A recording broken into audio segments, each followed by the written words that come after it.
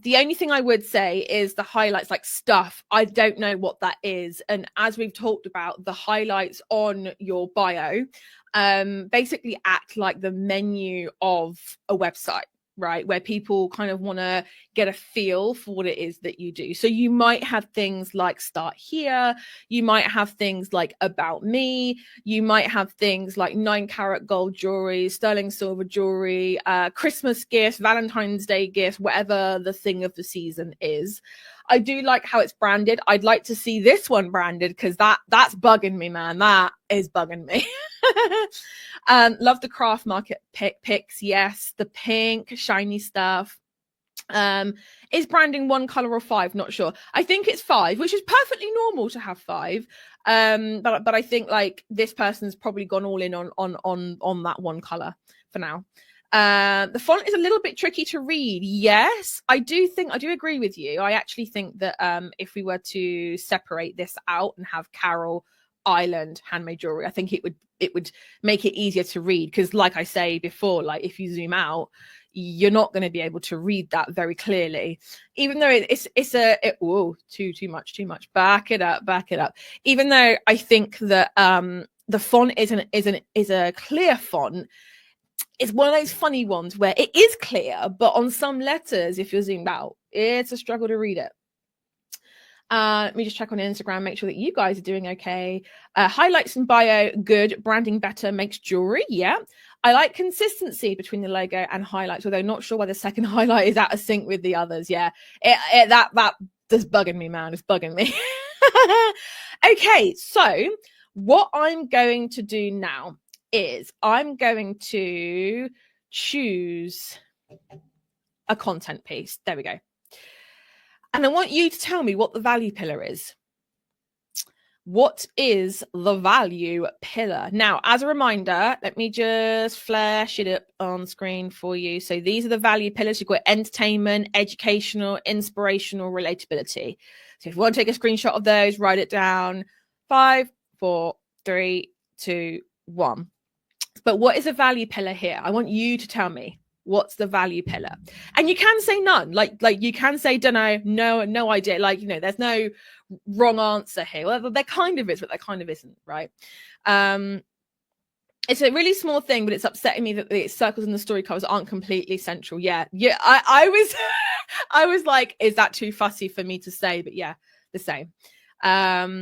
Educational, relatability, I think. Is she wide or deep? And that's another thing as well. That's going to be my next question. Is this wide or deep? But my first question is, what's the value pillar? What's the value pillar here?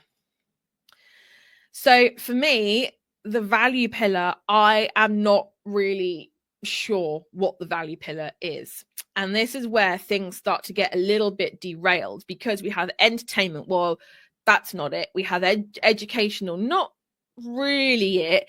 Inspirational, maybe. Like, would we be inspired to buy this item, buy this picture? I'm not sure. I don't know. I feel like maybe a little tiny weeny bit, but not so much that it's like, okay, I'm gonna buy this based off of this. It's not gonna inspire me to buy, which is okay, because obviously I've only just introduced the value pillars thing.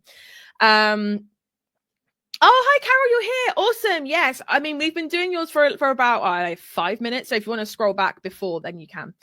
It would relate to me if I was a potential buyer based on the review. Yes, but with social media, you have to think of the buyer journey here. So are the buyers coming in and what am I trying to say? Is the journey that they're taking, are they coming from your Etsy, from wherever it is that you sell, to your socials and then looking to buy?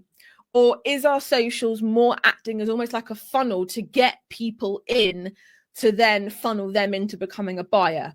And that is where looking at your target audience really matters, because if if you are looking to get new customers in through socials, then you're not going to be a potential buyer straight off the bat, are you? You're going to be digesting and kind of consuming some of the content first to see if you're a fit, which is where we talk about what's your initial thoughts, your USP, what it is that you do, branding and all that good stuff.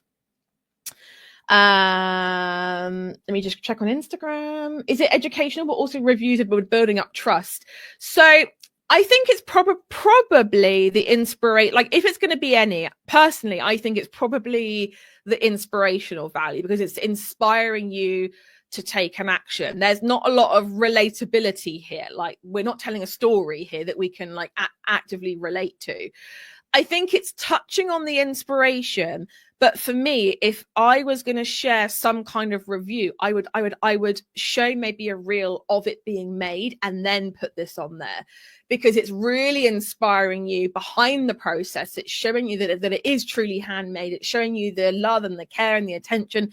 And I think then putting this somewhere in there would be just the hitting the nail on the head that would make someone go, oh my God, yes. Do you know what I mean?